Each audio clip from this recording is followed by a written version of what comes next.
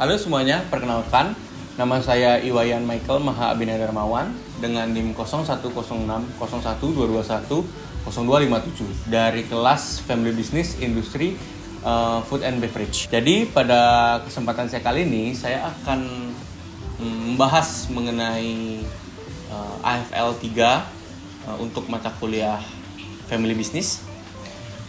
Sebelumnya saya akan menceritakan terlebih dahulu secara singkat apa sih perusahaan keluarga saya atau family business saya. Jadi family business saya itu bergerak di bidang F&B, yaitu etnik rumah kopi. Jadi etnik rumah kopi ini terletak di Kuta, Bali, tepatnya di Jalan Dewi Sri, dan terbentuk pada tahun 2019. Jadi awalnya etnik rumah kopi ini merupakan pecahan dari restoran warung etnik yang pada saat COVID akhirnya kami membuat segmentasi baru untuk pasar yang penyuka kopi atau penikmat kopi di Bali khususnya di daerah Kuta, dan menyebut bisnis kami sebagai etnik rumah kopi. Jadi etnik rumah kopi ini memiliki konsep etnik modern yang dimana itu menggabungkan nuansa modern dan juga menggabungkan nuansa etnik. Untuk nuansa etnik kami menggunakan konsep-konsep kayu, dan untuk yang modern kami menggunakan konsep-konsep semen. Jadi di coffee shop kami ini kami tidak hanya berfokus ke produk, tapi kami juga berfokus ke service, kami juga berfokus ke produk juga tentunya. Kami juga berfokus bagaimana kami melayani customer, bagaimana cara mendekatkan diri ke customer sehingga customer di etnik rumah kopi ini menjadi nyaman dan ingin kembali lagi ke etnik rumah kopi. Oke, selanjutnya saya akan membahas mengenai Edge of Matrix dan juga strategi pertumbuhan. Jadi saya akan bahas produk dan pasar saat ini. Untuk produk utama kami menggunakan beans. Untuk espresso blend itu kami menggunakan beans gabungan Arabica dan Robusta dari Ijen dan juga dari Bali, tepatnya di Tabanan, di Pupuan. Dan itu beans itu kami gunakan untuk produk-produk espresso base, contohnya cappuccino, latte, kopi susu dan teman-temannya. Untuk yang manual brew kami menggunakan single origin. Untuk single origin kami itu berubah-ubah karena kami mengikuti keinginan pasar itu. Mungkin kayak ada customer mereka, coba dong request pengen dari daerah mana, contohnya mungkin dari daerah Jawa Barat mungkin, atau dari daerah Ijen, atau mungkin dari Sulawesi, itu terserah. Itu kami mengikuti pasar. Dan untuk segmentasi pelanggan dari etnik rumah kopi itu pada saat ini kami berfokus kepada pekerja yang work from cafe atau work from everywhere. Itu kami fokuskan untuk menjadi target pasar utama untuk etnik rumah kopi. Namun selain untuk pekerja, mahasiswa-mahasiswa yang biasanya rapat, mahasiswa yang biasanya nugas, itu cocok sih tempatnya untuk mereka lakukan tugas-tugas mereka, menyelesaikan tugas-tugas mereka itu di etnik rumah kopi. Untuk rating etnik rumah kopi itu sekarang berdasarkan Google itu di angka 4,7. Dan rata-rata kami menerima banyak ulasan positif yang bisa membangun semangat kami, yang bisa membuat kami jadi lebih baik lagi. Untuk Edge of Matrix ini kami memilih strategi product development. Jadi strategi utama product development itu kami mengembangkan menu-menu dan juga pengalaman yang lebih kaya tanpa harus berpindah lokasi.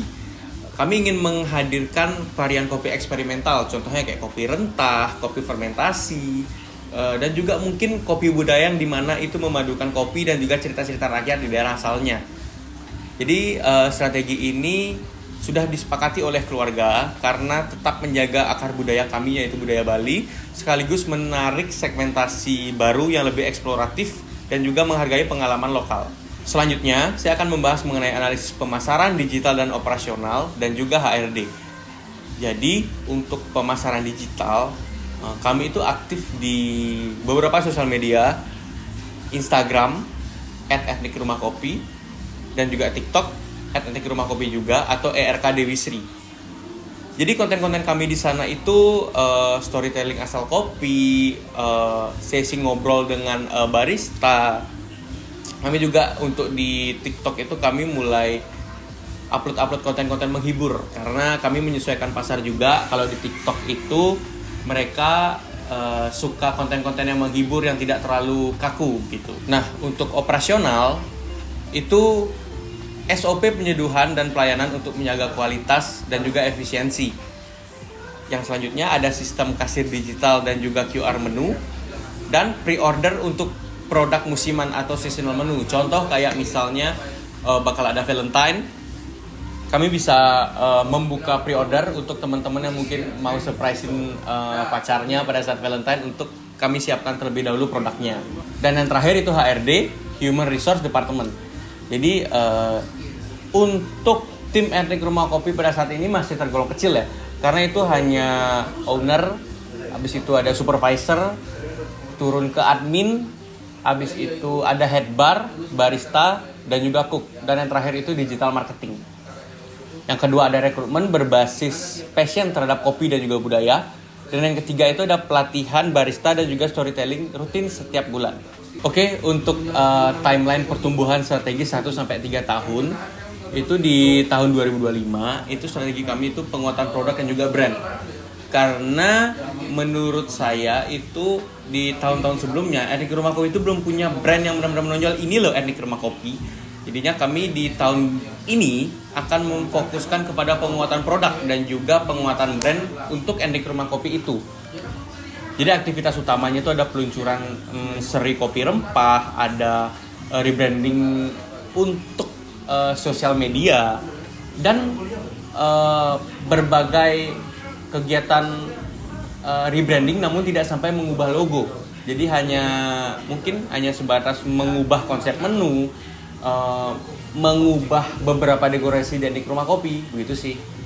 Untuk selanjutnya di tahun 2026 kami ingin berfokus di strategi digital experience. Jadi aktivitas utama itu seperti launch toko online atau online store, dan juga kampanye beberapa konten budaya interaktif, dan juga aktivitas utama lainnya itu mungkin kolaborasi dengan UMKM Bali, itu seperti kerajinan dan juga makanan-makanan tradisional. Dan di 2027 strategi utama kami itu ekspansi pengalaman. Jadi aktivitas utama kami itu seperti membuka pop-up booth mungkin di bandara atau di beberapa festival-festival budaya lokal. Yang kedua itu mungkin kami menyediakan paket budaya dan kopi, yang dimana paket ini memiliki target utama yaitu turis-turis dan juga hotel. Oke, yang terakhir itu ada refleksi dan harapan. Melalui tugas ini sih saya menyadari etnik rumah kopi itu memiliki potensi yang sangat besar sebagai jembatan antara kopi dan juga budaya lokal, yang dimana budaya ini untuk saat ini budaya Bali. Bisnis ini bukan hanya mengenai menjual kopi, menjual makanan, tapi juga menghadirkan pengalaman yang berarti bagi setiap pengunjung yang datang di etnik rumah kopi.